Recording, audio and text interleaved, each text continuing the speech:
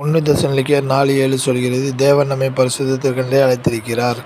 தேவனாகிய நான் பரிசுத்தர், ஆகையால் நீங்களும் பரிசுத்தராய் இருங்கள். இஸ்ரவேலின் துதிகளுக்குள் வாசமாய் இருக்கிற தேவரீரே பரிசுத்தர். சேனைகளின் கர்த்தர் பரிசுத்தர், பரிசுத்தர், பரிசுத்தர். பூமி அனைத்தும் அவருடைய மகிமையால் நிறைந்திருக்கிறது. இஸ்ரவேலின் பரிசுத்தர் உங்கள் நடுவில் பெரியவராய் இருக்கிறார். இருந்தவரும் இருக்கிறவரும் வருகிறவருமாகிய சர்வ வல்லமையுள்ள தேவனாகிய கர்த்தர் பரிசுத்தர், பரிசுத்தர், பரிசுத்தர் என்று இரவும் பகலும் ஓய்வில்லாமல் தேவதூதர்கள் சொல்லிக்கொண்டிருக்கிறார்கள். தேவரீர் ஒருவரே பரிசுத்தர். எல்லா ஜாதிகளும் வந்து உமக்கு முன்பாக தொழுது கொள்வார்கள்.